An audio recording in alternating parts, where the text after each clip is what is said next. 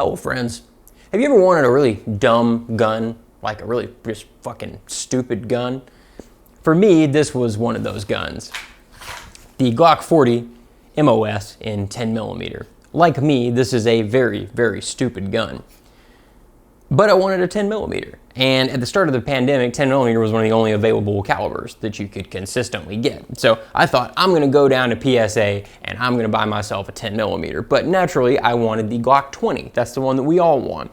Well, I got there and they only had 2 Glocks in the whole store. They had a Glock 19, inexplicably, a Gen 5. Would have thought somebody would have fucking bought that. And they had this. It is technically a 10mm Glock. So I said, hey, are you expecting any more 10mm Glocks in? And the guy said, oh no, that's it for those for a long time. And I said, all right, I'm probably making a terrible life choice here, but I'll take it because it's 10mm and it's a Glock. It's completely insane, but I took it home with me. I actually really like it. I'm ashamed to say. I don't just like it, I love it. At the time, I thought this was last chance gas for a 10mm, so I looked at the clerk. He could kind of tell he had me, and he's giving me this smile like, you're gonna buy it, aren't you, you fucking chooch. And I did. I bought it. I am a fucking chooch. I bought this gun. So I took it home. I ordered as many cases of 10mm as I could possibly afford. I then realized that I'm an absolute idiot. I bought the largest Glock, and that's not hyperbole. This is literally the biggest fucking Glock. This is the biggest Glock that Glock makes. And I'm pretty sure they mean for it to be like a handgun for like hunting or something. I think that's what it's for. In the South, we call it hunting, except for those people who are always really Southern, but they want to put that like hard ng sound, that hard G at the end, like to make you feel like they're less Southern than the rest of us. They're like, well, I love hunting. I'm like, fuck it, it's hunting. You fucking hunt in the South. You're going hunting. Weird thing, but I hate that when people go, I'm hunting. Fuck you, you're hunting. All right, so I took this thing home. I ordered as much 10mm as I could possibly get, and I realized, wow, I bought a hunting handgun. So I thought, wouldn't it be funny if I took this handgun that's meant to, I don't know, take deer or boar or whatever. What if I took this and I ran it like a fucking tactical gun? Like, what if I ran it like a Glock 45 MOS that's decked out with the RMR and the light and stuff and the comp? What if I ran it in the same way? What would the outcome be? And I was incredibly surprised. This gun is a monster. The low recoil belies the insane amount of power that this gun dispenses. Doubles, triples, this gun is the fucking fastest 10mm I've ever fired. Even with full power 10mm, you'd be forgiven for thinking that you were firing a far weaker cartridge. You forget that you're shooting a very potent round. And you've got 15 of them in here, or really 15 plus 1, right? As the months went on with no affordable 9mm in sight and plenty of 10mm in my stockpile, this gun, to my surprise, has become my primary pistol. I'm in love. This gun is relatively new, having released almost 6 years ago. There was the usual Glock hullabaloo, whatever a hullabaloo is, with lots of internet reviews, and the gun faded into the background as much as any Glock possibly can. But consistently, I heard it discussed as a hunting handgun. Ah, see, I did it there. Hunting. It's a hunting handgun. And maybe it looks the part, like a Glock engineer kind of stretched out a Glock 20 and said, yeah, it's good enough. Does a longer gun help you for hunting? Fuck if I know. I don't know shit about hunting. I just know that you dress up in leafy clothes and smear deer pee all over yourself and make weird noises in the woods, which is something that I do recreationally. Because of the messaging, I ignored the gun and exclusively lusted after the Glock 20, the classic Gen 4 looks and all. But there in the store, standing before the weary clerk who had been selling hundreds of guns a day to new gun owners, I just went for it. Surely any 10mm was better than no 10mm, right? And when I was at the range, all I could think was, this is a hunting gun? Seems pretty fucking tactical to me. This is one of the most tactical guns I've ever shot? It is, though. Weird, right? And even non-gun people, everybody wants to take a look at this gun. Everybody wants to shoot this gun. And in many ways, it might be more tactical than a stock Glock 20 because you can mount the RMR on it. So this is my new primary pistol. I love this thing. The Glock 40 MOS might be more tactical than the Glock 20 because you can mount the RMR on it. And tactical is such a stupid word anyway. What the fuck does that even mean, tactical? In my mind, tactical means that you can't really use this gun for any of the practical things that you normally need a gun for day to day, like concealed carry. This is a fancy gun meant to be worn on a fancy belt in a fancy way while you do fancy things at the range. It's really good for maybe a match, for shooting steel, for shooting for pleasure, for training for whatever white guy into the world apocalypse fantasy you got going on this week. That's what a tactical gun is for. And this gun is very, very tactical, isn't it? It goes well with my sort of Han Solo or modern jackass gunslinger thing that I've got going on here. It's pretty fucking weird, right? Yeah, even I know it. This is exactly the sort of gun that non-gun people picture gun people using as a sort of wiener substitute, right? This gun is fast. It's very easy to shoot well. The trigger is really good for a Glock. It holds 15 rounds, and this has become my main pistol. So how the hell did that happen? Let's dig into it. Features. The Glock 40 MOS is a striker-fired, long-slide, 4th generation Glock chambered for 10mm automatic, and it is cut for optics. MOS stands for Modular Optics System, and this gun comes with Glock's plate set for mounting a variety of optics on this gun. That's where they would be mounted right there. You remove that cover plate on top and add the MOS plates and optic. This gun has a magazine capacity of 15 rounds, and it shares magazines with the Glock 20, of course. As this is a 4th generation gun, you've got finger grooves and the nice texturing.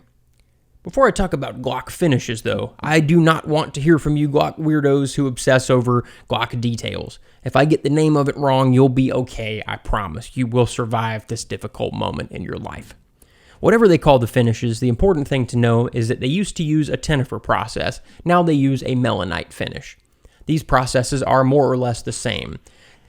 What isn't the same, however, is the external finish, which is different from the treatment. The Gen 4 guns have a sort of finish that's more gray and matte than a Gen 5 with the NDLC coating, and I'll include some pictures of that as well, side by side. You can see that my outer finish is already wearing a bit after 4 or 5 months of ownership. I sure do miss whatever finish went over the old Tenifer back in the day. The most durable finish I've ever seen. Some of the Walthers still have a Tenifer treatment with some kind of very durable finish, and guess what? There's barely a mark on them shits. Tenifer is amazing. But really, we're marveling at the finish. Melanite is just as good. When we're talking about whether or not something is amazing and doesn't show a mark, we're really just talking about that external finish, right? Melanite is absolutely just as good underneath. Both Tenifer and melanite, or whatever it is, they both impregnate the metal in roughly the same way and are going to protect the slide just fine, whether there are scratches on the external coating or not. Folks get so hung up on the external coating, what's going on under the coating is pretty much been the same over the years. So melanite or Tenifer, they're a very similar process that are going to yield identical results, but what is not identical is the external finish. Remember that. This matte gray external finish is more likely to be scratched than the original sort of outside external coating, or in my experience, the new NDLC coating. But remember, what's going on underneath this is going to offer the same protection that you've always had, so don't fucking worry about it. So as I said earlier, this is the largest Glock. The 40 MOS weighs 35.5 ounces. The Glock 20 weighs 30.5 ounces. And you certainly notice those 5 ounces. But the difference is not as extreme as you would imagine looking at the outside of the gun. A Ruger SR 1911 in 10mm weighs about 40.5 ounces, another 5 ounces more than the 40 MOS. The Glock 40 has a barrel length of 6 inches and an overall length of 9.5 inches. This is a large gun. The 20 is only 8 inches long, but it's also a very large gun as well. However, the 1911 is still longer than the 20 and just a bit shorter than the 40. God, that's fucking number salad, isn't it? My God, I hope you're following this because I for damn sure can. I'm just spouting out some numbers here. But anyway, when we look at it in context, the 40 is big by any metric, but it seems larger than it is, and it's not as heavy as it seems like it would be. When we look inside the gun, we'll see why that is. So this gun has adjustable target sights, and they're very good. Actually, I like them. Sue me. I don't hate Glock sights. They're perfectly fine to me. And earlier we mentioned the barrel. As you'd expect, it has polygonal rifling, I prefer polygonal rifling, and I think that most automatic pistol barrels should have that feature. The trigger on this gun is remarkable, and we'll go into very great detail on that later, but this is one of the best triggers I've ever felt on a stock Glock, if not the best. Glock says the pull weight is 5.5 pounds. Mine is more like 4.5. It's got the minus connector, and it feels polished from the factory. It is awesome. All right, time to look inside the gun. Let's take this thing apart and see how it's wearing. I put just under 1,000 rounds through this gun, 950 to be exact, across a few range sessions. I shot 150 to 200 rounds at a time. Substantially less than I would like, but this has been my primary training pistol during the pandemic, and if I run out of ammo for it, I can't get more, so I've been taking it easy on it. Though this is not the pistol I've shot the most during the pandemic, that's the Makarov by a wide margin. I know you'll ask, and I've shot very little 9mm. That's why you haven't seen any 9mm pistols on the channel lately. I have a stockpile of it, but if I shoot it all, it can't be replaced, so no 9mm for now. You take the gun apart in the usual Glock way. Pull the slide slightly to the rear and pull these two tabs down on the frame. When the striker is released, the slide will come off the gun. If my gun had been cocked, I would have had to pull the trigger to release the striker before I could take the slide off. My gun is very dirty, as you can see. When I'm testing a gun for y'all, I only clean them at certain intervals, and this gun has not been cleaned yet. It'll be cleaned after the next range session, but it has been lubed whenever I look at it, and lube is necessary. So removing the recoil spring, this is a dual captured spring. And then the barrel. That barrel is absolutely massive, right? Holy shit, that's a big one. With all of this disassembled, you can see that Glock really did a great job relieving weight from the slide. That's the reason that this only weighs 5 ounces more than the Glock 20. Let's look at wear. Immediately we see that there is wear where the recoil spring rubs up against the barrel. But there isn't a ton of wear on the barrel otherwise.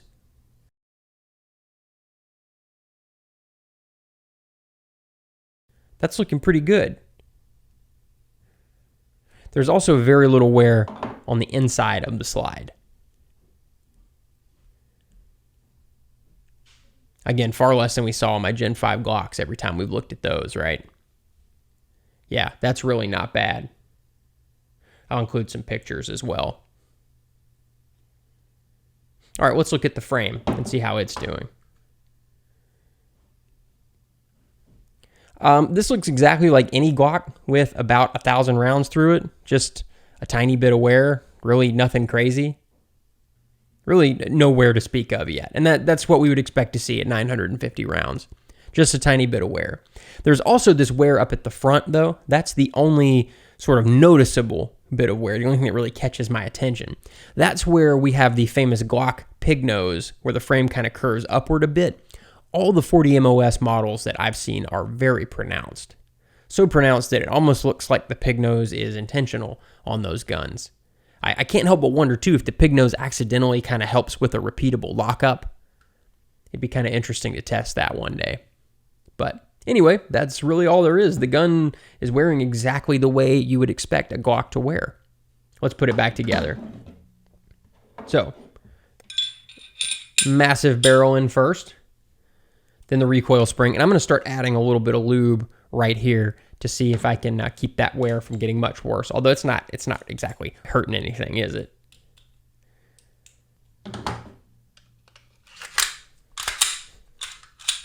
Check function, and you can see that pig nose right there. How has the Glock 40 MOS performed? Well, 950 rounds in, no malfunctions and minimal wear. So far, so good. But it's a Glock. Did we really expect problems this early on? No, we didn't. So let's talk about how each feature works for the shooter, or doesn't in some cases. The sights are good. I really like them. And having that longer sight radius allows for very precise shots. As stock Glock plastic ball and a cup sights go, these are probably my favorite. The grip is chunky, and I like it. As with all newer Glocks, the texturing is excellent and really locks your hand into place. Though I prefer the Gen 5 with no finger grooves, these fit my hand very well. I've never had much complaint with the finger grooves. In fact, I love this grip in general, and I find that my hand just always kind of gets in there where I want it to be every single time. The magazine release is a Glock magazine release. It works, just works. The magazines themselves are large, and I found that they still fit in most mag pouches, surprisingly, especially my beloved Kiwis. They work fine with those. 15 rounds of 10 millimeter in a magazine, that's a lot of power. You don't realize how much that is until you're at the range watching how much each round pushes the steel targets around. I don't slingshot guns much anymore. I mostly just use the slide release. The slide release on this gun took some getting used to. I was so used to how much the Gen 5 slide release levers stick out that I initially had issues with this one, as it doesn't stick out as far. So first, I swapped it for the extended slide release, but my support hand was riding so high on the gun that it was locking the gun open randomly. That had to go. So yeah, that was a technique issue on my part, but I found that when I adjusted my hand, then my grip wasn't so good. So it just made more sense to learn to use the stock slide release, I thought. And I should have been patient and learned to use the original one anyway, instead of rushing to swap. The slide release is totally fine once you get used to it, but it wouldn't hurt for it to stick out a little bit more like a Gen 5. That's just my preference. Now the trigger is great. Let's take a look at it. Like a lot of Glock triggers, with some exceptions, this gun's trigger has a rolling break. That's one of the things that I like most about Glock triggers, and I'd say that I've come to genuinely enjoy them. You know, that's weird, right? First I say I like the sights, now I say I like the trigger. What the fuck's wrong with me? And this Glock trigger with the minus connector is the best factory Glock trigger I've ever felt, period. Previously, that rather dubious honor went to my Glock 45. The Gen 5 trigger is awesome, but it's not as smooth as this one. All right, let's check it out. So, pulling rearward, there's some take up. Then you encounter resistance as you're pushing the striker rearward. The rearward motion is smooth, there's zero grit. It's as smooth as this trigger mechanism can really be since you're pulling the striker back to release it. Then the striker releases. There's no wall before the release, just a perfectly clean rolling break. It's excellent. Let's look again. Straight back. Totally smooth, no grit. No wall before the release, just a perfectly clean rolling break. So my trigger is about 4.5 pounds. That minus connector really feels great here. And now let's look at that reset. Like all Glocks, the reset is short, snappy, audible, and tactile. Yeah.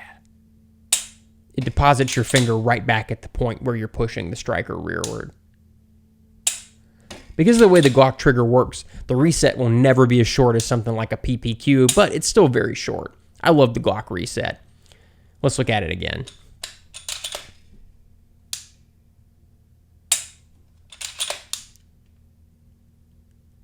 Once more. So how does all this come together? Sounds just like a Glock with a longer slide, right? Well, not exactly. So for one thing, the slide is longer than most long slide Glocks, even like the Glock 34. But this gun still feels remarkably nimble. Even as large as it is, it still weighs less than a 1911. That's pretty wild. You have 15 rounds of 10 millimeter in here for less weight than a 1911. But I was reticent about the larger slide. In my experience, usually a larger slide equates to a worse firing experience. The folks online saying, oh, a bigger slide leads to less recoil, those folks seem to substitute what they read on forums for actual shooting experience. So more reciprocating mass on top of the gun leads to more perceived recoil because you have a heavier chunk of metal moving against your hand each time the gun cycles. The only real benefit is the longer sight radius. You're slower transitioning between targets, you feel more recoil, your split times tend to be worse. And you know, the sight radius thing is moot if you're using an optic, and this gun is obviously intended for you to use an optic. So I guess you also get a slight velocity boost with the slightly longer barrel, but with 10 millimeter, you know, the Glock 20 doesn't really have a short barrel. So the benefits with most modern loads, you get a little bit extra velocity, but it's not much. But all my experience with long slide guns had to do with 9 millimeter. So I've found like a Glock 19 or a Glock 45 with a compensator, I found that to actually be faster, much faster for me than a Glock 34 with no compensator. And a lot of folks say that the opposite is true. I don't know if it has to do with 9mm's pressure curve or the way those guns cycle, but with 10mm, I found it to be a major benefit, whereas with 9mm, no benefit at all to the longer slide. With 10mm, there's obviously more mass here than there is on a Glock 20 slide, and I noticed that. It takes so long for this gun to cycle. There's real tangible benefits. I do feel like I have more control over the gun when it's cycling. The gun still transitions between targets more slowly than the 20, but that slower recoil impulse made it easier for me to track my front sight through the recoil cycle, speeding up my shot substantially, even with very hot loads. And having the recoil spread out over such a long time relative to other slides, I found recoil very easy to overcome. I gave this gun to a very small but experienced shooter. She weighs 95 pounds and had no issue shooting this gun with full power loads. She really enjoyed it. The rounds that she was firing produced 550 foot-pounds, not the most powerful 10mm, but far from weak. She correctly said that the overall amount of recoil was similar to a small gun chambered in .40, like the Shield. So not effortless, but certainly not awful or battering. That is to say, some control is necessary along with practice. New shooters might still find it tough to shoot it well, but anyone can learn to use it. The gun feels like it's doing the work for you, soaking up and dissipating all of the recoil before it makes its way to your hand and up your arms. Once I got moving, this gun felt like a competition gun more than a hunting pistol, with super quick mag changes and remarkably fast splits for 10mm. Those splits are courtesy of the slide, the sights, but also the trigger. This has this really awesome rolling brake. There's no grit, no wall, the trigger just moves rearward and the gun goes off. So that, for me, tends to lead to much faster shots. For precision, yeah, I do prefer a crisp wall. You know, that's sort of classic two-stage thing. But for a gun that I'm trying to shoot for speed, I would really rather that it just be a rolling brake.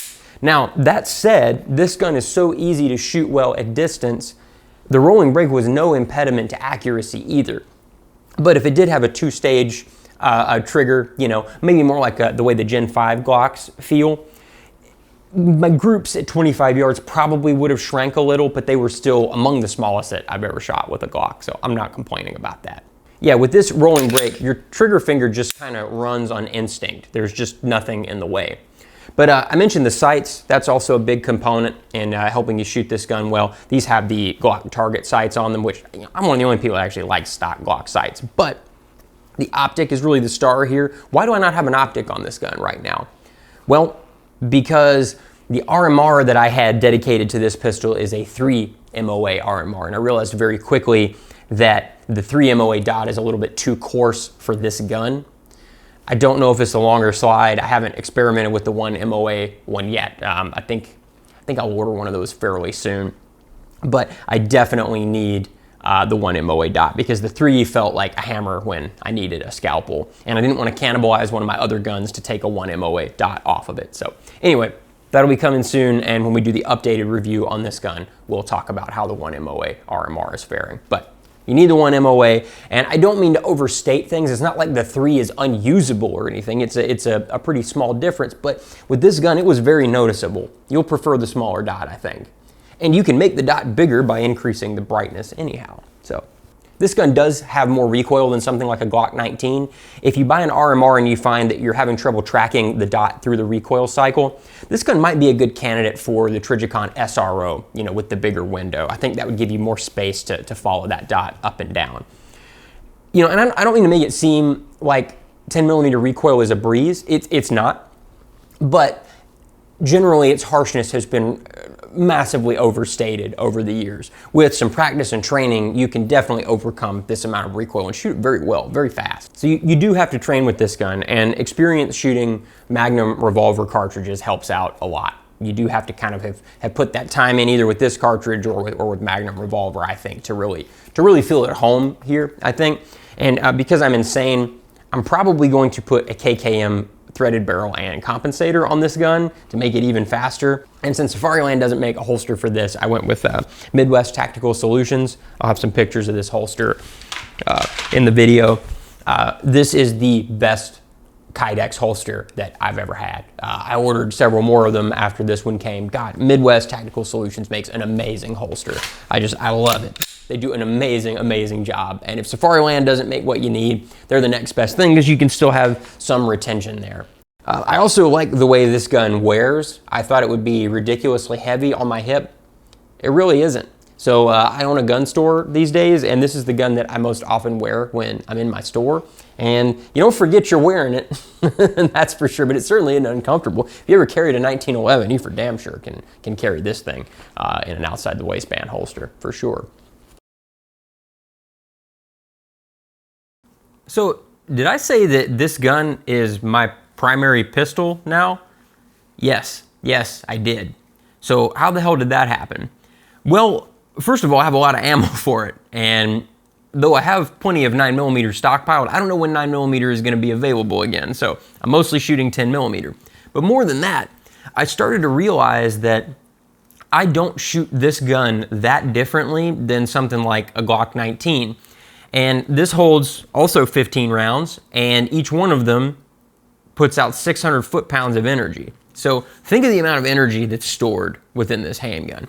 That's pretty insane. And my times really just aren't that much different than they are with 9mm. This shoots like, I don't know, 9mm plus P+, so it just makes a lot of sense right now.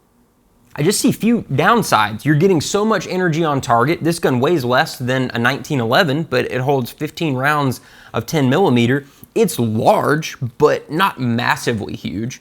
So a lot of us have X300s on our pistols. I have X300s on multiple pistols. And you can see this doesn't really extend that much further than the light. So you're already contending with this much length anyway to begin with. So prior to the pandemic, I'd never seen 10mm in this way. It had always seemed really impractical to me, but I feel like now I'm finally seeing what folks originally saw in 10mm in the 80s. And God, I'm worried I'm becoming one of those just awful 10mm snobs. But you do start to see it's maybe not as impractical as we were all told that it is. It's a lot of power. It's really not that hard to shoot it well, especially out of a gun this massive. And I don't know, the further I've gotten in with 10mm, the more I'm thinking, am I really gonna switch back to 9mm after the pandemic is over? I mean, of course I'm still gonna shoot 9mm pistols, that's not what I mean, but will a huge chunk of my training be devoted to 10mm, and will my sort of like, you know, main fucking outside the waistband, stupid fucking apocalypse fantasy belt rig thing, what will go on there? And I think it'll probably continue to be a 10mm because all sidearms suck relative to rifles, right? But if this doesn't have that much more recoil than 9mm, don't get me wrong, it has substantially more, but it's not horrifically more like folks say it is. So if this doesn't have horrifically more recoil, but a lot more muzzle energy, doesn't it make sense to carry the pistol that isn't a piece of shit? That really will do some serious damage if you need it to. To me, that makes a lot of sense. The only issue that I'm seeing, there's a lot of training required to shoot this thing that way. You really have to put the time in. You can't really take a lot of time off with 10mm like you can with 9mm. So that concerns me a little bit. If 10mm dries up, you may see me in another video saying, yeah, I mean, since I can't train with it anymore now, I suck balls when I shoot it, so I had to go back to a different caliber. But for right now, there's enough to train with, so I'm gonna keep training with it. I'm gonna stick with 10mm for as long as I can. I think that the benefits outweigh the problems. And I don't know if you'll feel the same way. I'd like to hear your thoughts. This may be the dumbest idea that I've ever had to make this switch, but for now, it's working. Also, is it fair to say that I just enjoy this gun more than other things and that's why I made the switch? Well, yeah, I mean, definitely. A lot of the appeal of this gun is a sort of aesthetic appeal. It's a giant handgun firing a relatively giant round. You know, compared to some Magnum revolver rounds, 10mm ain't shit. But for an auto-loading service pistol cartridge, 10mm is beastly. It's very, very powerful. So of course, there is a huge fun factor here. There's a ton of aesthetic appeal, absolutely.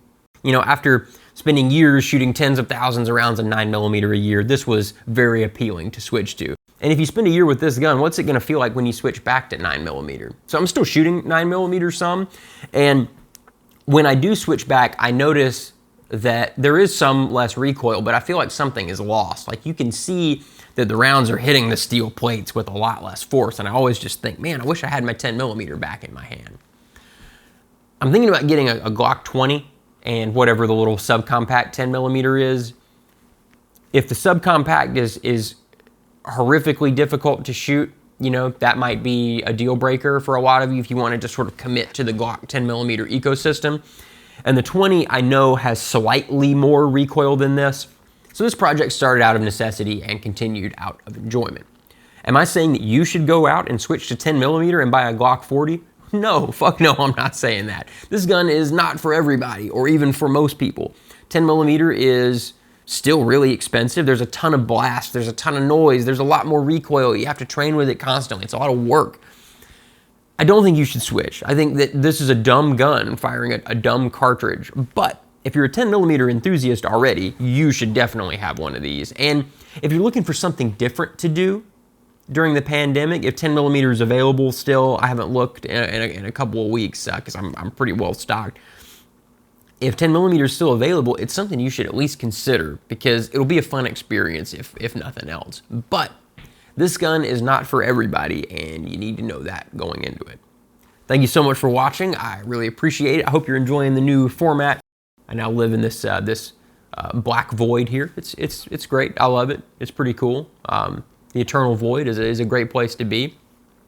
Hope you all have a wonderful holiday. I hope you have a wonderful evening. Thank you so much for watching this, and I'll talk to you next time. Good night.